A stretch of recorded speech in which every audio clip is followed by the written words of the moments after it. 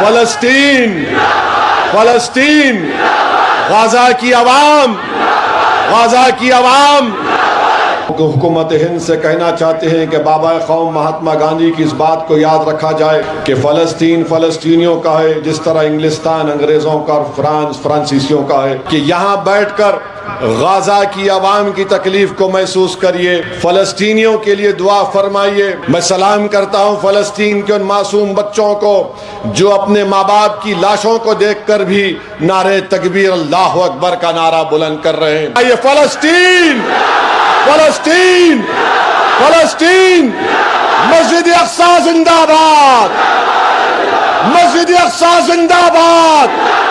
ہم فلسطینی عوام کہ ان کی اپنی زمینوں پر قبضے کے خاتمے کے لیے دہائیوں سے جاری جہد کی بھرپور حمایت کرتے ہیں۔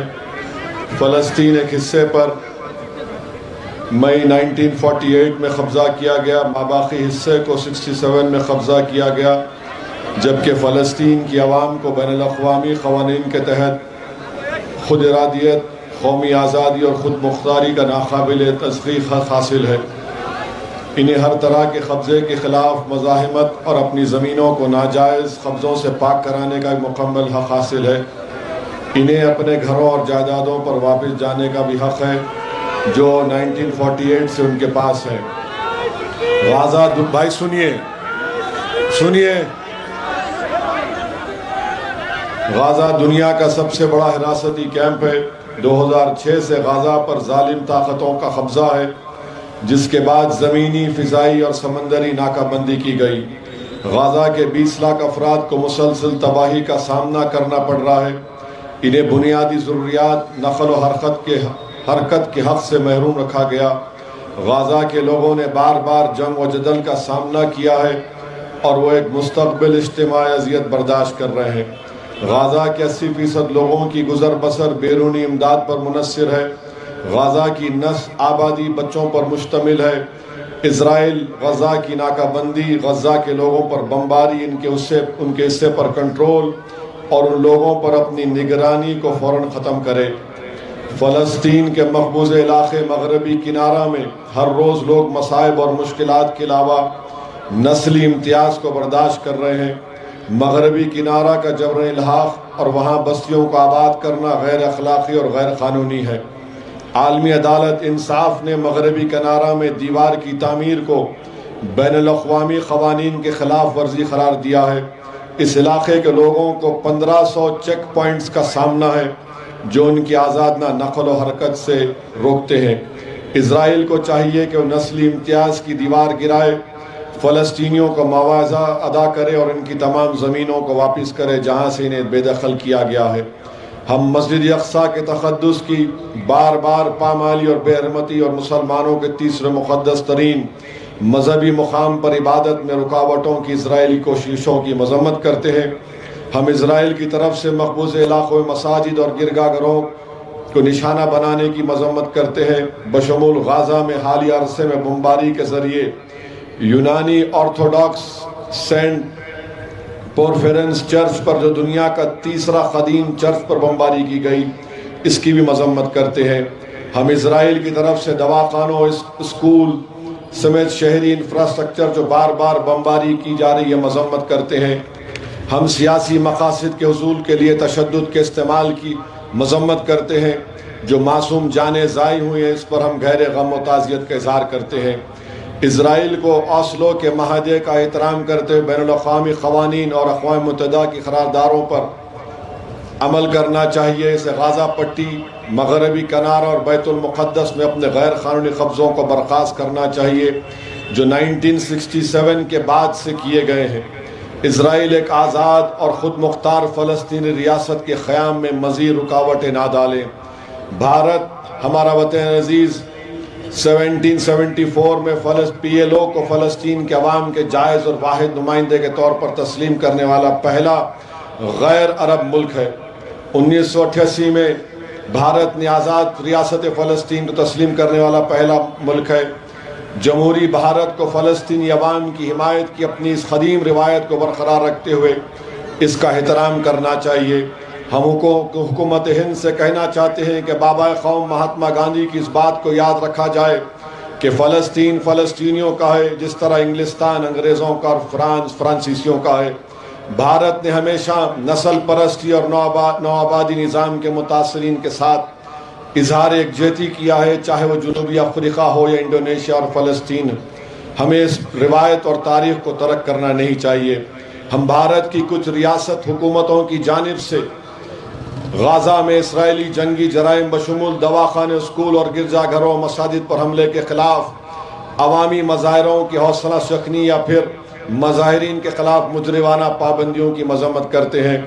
ہم آزمائش کی اس گھڑی میں فلسطینی عوام کے ساتھ یکجہتی کا اظہار کرتے ہیں اور ان کے ساتھ کھڑے ہیں، اور عالمی برادری سے مطالبہ کرتے ہیں کہ اسرائیل پر لگام کسے جو انسانیت کے خلاف سنگین جرائم اور فلسطینیوں کی نسل کشی کا ارتکاب کر رہا ہے۔ ہم مقبوض غزہ پٹی سے فلسطینی برادری کو جزیرہ نما سینائی اور مغربی کنارے سے اردن کی طرف بے دخلی کے اسرائیلی منصوبوں کو مکمل طور پر مسترد کرتے ہیں اور اسے سراسر مجرمانہ اور غیر قانونی قرار دیتے ہیں۔ اور کیا آپ کو یہ قرارداد منظور ہے؟ تو نعرہ لگائیے، نعرہ تکبیر، نعرہ تکبیر، فلسطین، فلسطین، غزہ کی عوام، غزہ کی عوام۔ میرے عزیز دوستوں اور بزرگوں، اب تک اسرائیل کی جانب سے حملے میں 5080 لوگوں کی شہادت ہوئی ہے، جس میں سے 2000 بچے ہیں، 1119 خواتین ہیں، 190 ضعیف لوگ ہیں، 15890 لوگ زخمی ہیں، 50,000 خواتین غزہ میں پریگننٹ ہیں۔ اسی لیے آپ تمام سے میری گزارش ہے کہ آپ دعا کریے غزہ کی عوام کے لیے، اور ہم ہماری حکومت سے اس بات کا مطالبہ کرتے ہیں کہ جس طرح 1987 میں سری لنکا میں جافنا میں جب ٹیمیلینز پر یہ اس طرح کا محاصرہ کر لیا گیا تھا، تو بھارت کی حکومت نے پلین کے ذریعے سے ٹیمیلین جو جافنا میں پھنسے ہوئے تھے ان کو کھانا تقسیم کیا تھا۔ اسی طریقے سے ہم امریکہ کو یاد دلاتے ہیں، برطانیہ کو، فرانس کو، کہ جب دوسری جنگ عظیم 1948 سے 1949 مئی تک جب برلن پر قبضہ ہو رہا تھا، تو امریکہ نے سوویت یونین کو کہہ کر ایک کوریڈور بنایا تھا تاکہ وہاں پر برلن کے لوگوں کو کھانا مل سکے۔ یہ تمام چیزیں سامنے ہیں۔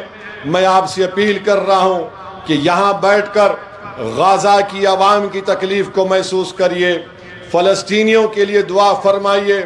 آج آپ کو کرسی نہیں ملی تو آپ کھڑے رہنے میں تکلیف محسوس کر رہے تھے، سوچو تھوڑی دیر کے لیے کہ تمہاری بہن ہے جس کے پاس وہ پریگننٹ ہے، حاملہ ہے، اسپتال نہیں ہے۔ میں سلام کرتا ہوں فلسطین کے ان معصوم بچوں کو جو اپنے ماں باپ کی لاشوں کو دیکھ کر بھی نعرہ تکبیر اللہ اکبر کا نعرہ بلند کر رہے ہیں۔ میں سلام کرتا ہوں وہ فلسطین کی ماؤں کو جنہوں نے اپنے اولاد کی لاشوں کو دیکھ کر بھی کہہ رہے ہیں کہ بیت المقدس ہم تجھے چھوڑنے والے نہیں ہیں۔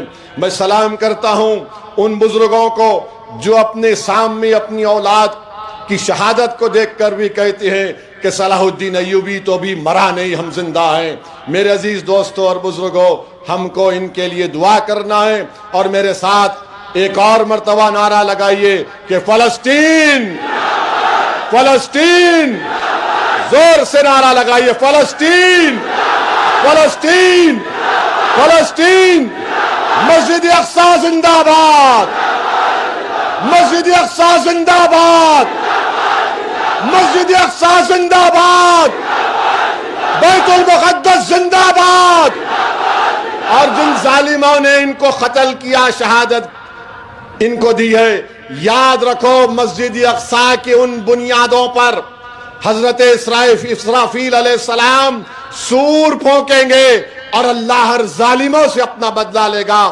اب میں امیر صاحب سے گزارش کرتا ہوں کہ وہ دعا فرمائیں، دعا ہوگی، دعا کے لیے تقریر کا وقت کوئی تو نہیں ہے، امیر صاحب دعا فرمائیں گے اور خاموشی سے سنیے اور آمین کہتے رہیے۔